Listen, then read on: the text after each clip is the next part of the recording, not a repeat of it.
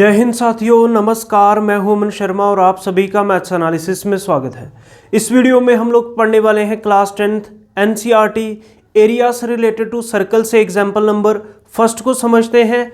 आइए समझे example number first में क्या है। Find the area of the sector of a circle with radius 4 centimetre. तो ध्यान से देखो, एक सर्कल है जिसका रेडियस कितना है 4 सेंटीमीटर। ठीक है, रेडियस है 4 centimetre end of angle 30 degree और एंगल है 30 डिग्री और हमें एरिया ऑफ सेक्टर फाइंड करना है। तो सबसे पहले समझते हैं बच्चों कि क्वेश्चन में है क्या। जैसे आपके पास ये एक सर्कल है, ध्यान से सुने, ये सर्कल का सेंटर होता है, ये सर्कल का रेडियस होता है। ठीक है, जैसे मैं ये सेंटर को O मान लूँ, इसको A मान लूँ, ये OA रेडियस है। अब रेडियस कितना है बच्चों 4 सेंटीमीटर। ठीक है, तो ये भी रेडियस ही होगा। जैसे मैं इसको OB लिख लूँ, रेडियस सेम ही होगा, रेडियस 4 सेंटीमीटर। और इन दोनों रेडियस के बीच में जो एंगल है, एंगल कितना दिया है 30 डिग्री, एंगल दिया है 30 डिग्री। तो पूछ रहा है find the area of the sector of a circle. Circle के सेक्टर का एरिया निकालो जिसमें रेडियस 4 सेंटीमीटर है और एंगल 30 डिग्री है। अब बच्चों सेक्टर क्या होता है, ध्यान से सुनो, ये जो ध्यान से सुने, ये जो रेडियस है और ये जो सर्कल की आर्क है, ध्यान से सुने, ये जो रेडियस है सर्कल का और ये जो आर्क है, इसके बीच में ये जो एरिया है, ये जो एरिया है, ये होता है सेक्टर। ठीक है, तो ध्यान से सुने, फिर से बता रहे हैं। जैसे ये सर्कल है, ये सर्कल का सेंटर है, सर्कल के रेडियस और आर्क के बीच में ये जो एरिया आ रहा है, इसको बोलते हैं सेक्टर। ठीक है, क्या बोलते हैं इसको बच्चों, सेक्टर।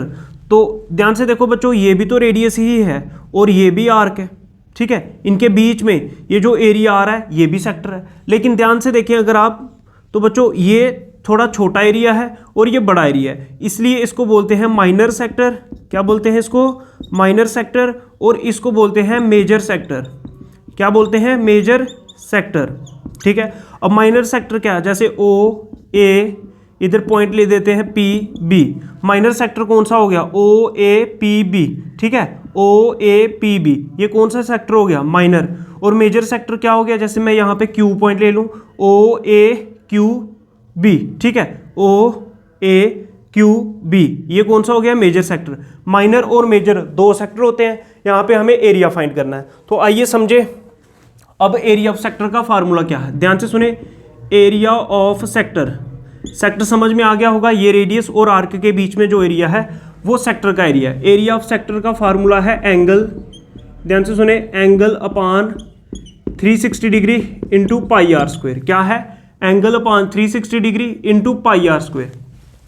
पाई आर स्क्वायर किसका एरिया होता है, एरिया ऑफ सर्कल। तो सेक्टर के एरिया में, सेक्टर का एरिया निकालने के लिए भी पाई आर स्क्वायर से मल्टीप्लाई करना पड़ेगा, किसको, एंगल अपान 360 डिग्री को। अब देखो बच्चों, एंगल कौन सा हो सकता है, एंगल ये भी तो हो सकता है माइनर सेक्टर का, और एंगल ये भी तो हो सकता है मेजर सेक्टर का। जिस सेक्टर का एरिया निकालना है उसका एंगल अपान में 360 degree into pi are square. क्या ये बात समझ में, बोलो बात समझ में। ठीक है, अब ध्यान से सुनो, अब यहाँ पे क्वेश्चन को शुरू करते हैं। ध्यान से देखो, हेयर मैं शॉर्ट में लिख रहा हूँ, आप पूरा लिखें।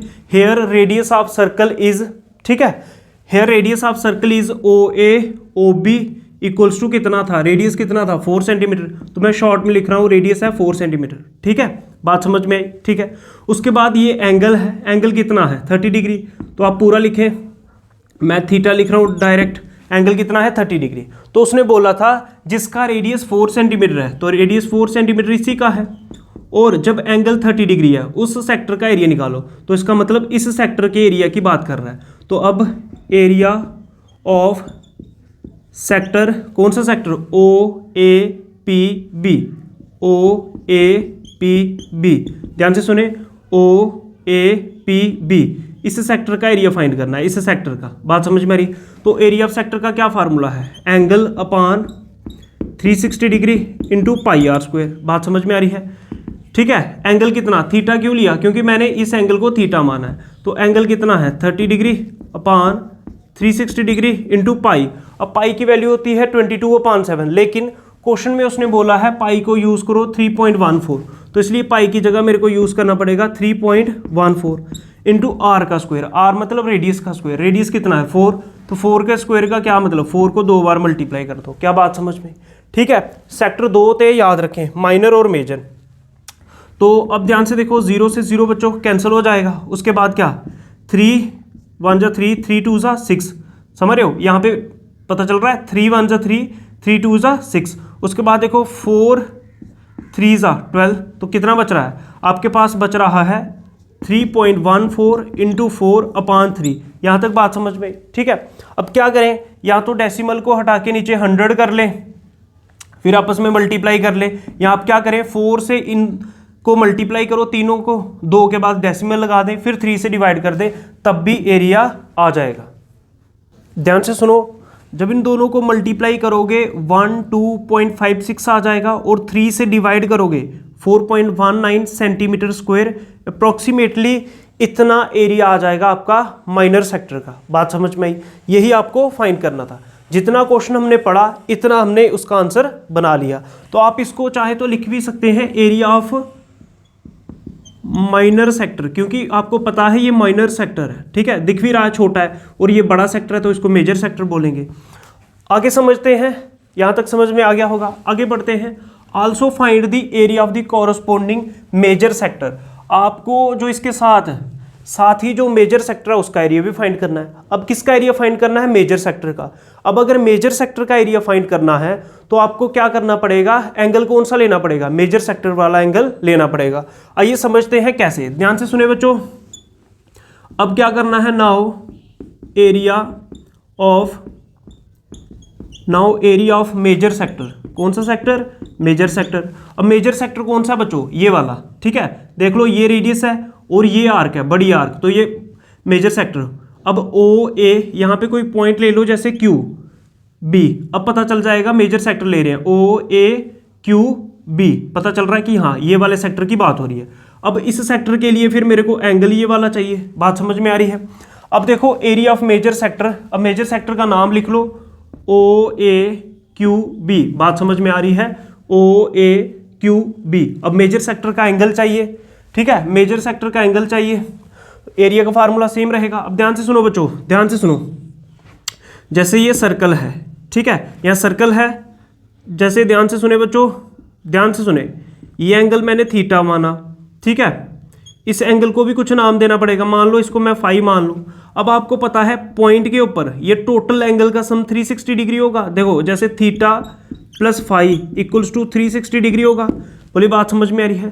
तो इस एंगल की वैल्यू क्या होगी, फाई की वैल्यू, ठीक है, इन दोनों एंगल्स का सम 360 डिग्री होगा, पता आपके, ठीक है, एक ही पॉइंट पे सभी एंगल का सम 360 डिग्री होता है। तो 360 डिग्री प्लस का थीटा ट्रांसपोज होके माइनस का थीटा, इसका मतलब ये जो एंगल है फाई, इसकी वैल्यू होगी 360 डिग्री माइनस थीटा।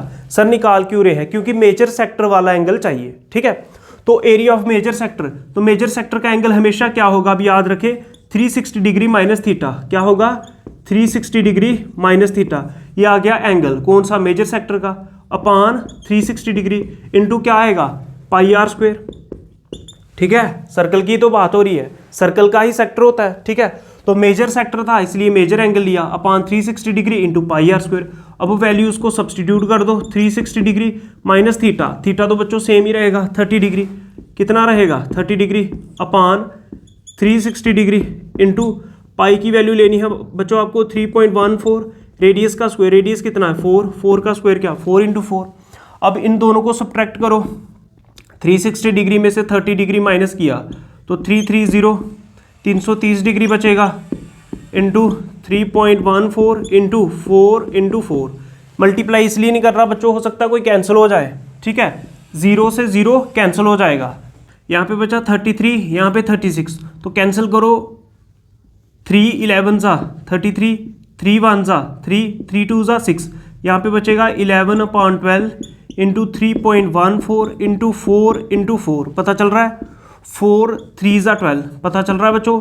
यहाँ पे बचा ऊपर 11 इंटू 4 करो, 11 इंटू 4 कितना 44, 11 इंटू 4 44 मल्टीप्लाई कितना 3.14 अपान कितना बचा 3 पता चल रहा है। अब 44 को 3.14 से मल्टीप्लाई करो और 3 से डिवाइड करो। 44 को जब मल्टीप्लाई करोगे 3.14 से तो आएगा 138.16 और 3 से डिवाइड करो, जब इसको 3 से डिवाइड करोगे आ जाएगा 46.05 सेंटीमीटर स्क्वायर। तो ये आपने मेजर सेक्टर का एरिया भी फाइंड कर दिया। आई होप समझ में आया होगा। अब मेजर सेक्टर का एरिया फाइंड करने के लिए एक और तरीका था, उसको भी समझते हैं। ध्यान से देखो बच्चों, जैसे मेरे पास ये एक सर्कल है, ठीक है, ये सर्कल का सेंटर है और ये सर्कल के रेडियस है और ये एंगल थीटा है। मान लो ये कौन सा सेक्टर होता है? माइनर। ये माइनर सेक्टर है। ध्यान से देखो, अगर बच्चों ये पूरे सर्कल में से, ध्यान से सुने, पूरे सर्कल में से अगर मैं ये माइनर सेक्टर का एरिया माइनस कर दूं, पूरे सर्कल में से अगर माइनर सेक्टर का एरिया मैं हटा दूं तो मेजर सेक्टर का एरिया ही बचेगा। तो ये दूसरा तरीका है मेजर सेक्टर का एरिया फाइंड करने का। ध्यान से देखो, पूरे सर्कल में से अगर पूरे सर्कल में से मैं माइनर सेक्टर का एरिया माइनस कर दूं तो यही चीज़ तो बचेगी आपके पास कुछ इस तरह से, ठीक है, यही तो बचेगा मेजर सेक्टर का एरिया, ये जब माइनस कर दोगे। इसलिए एक और तरीका है, उसको समझते हैं। ध्यान से सुने कैसे फाइंड करेंगे। ये मेथड नंबर 2 है। अगर आपको एरिया ऑफ मेजर सेक्टर का एरिया फाइंड करना हो, दोनों के दोनों मेथड आपको सीखने हैं। तो आइए समझे एरिया ऑफ मेजर सेक्टर। तो मेजर सेक्टर है बच्चों ये, तो now area of major sector OAQB, OAQB। इस मेजर सेक्टर का एरिया कैसे आएगा? अगर मैं पूरे सर्कल के एरिया से, एरिया ऑफ सर्कल में से ये एरिया ऑफ माइनर सेक्टर हटा दूं तो आ जाएगा। तो क्या लिखेंगे? Area of circle minus area of minor sector, area of circle minus area of minor sector. Minor sector का नाम क्या था बच्चों? OAPB। क्या नाम था? OAPB। नाम ध्यान से रखें।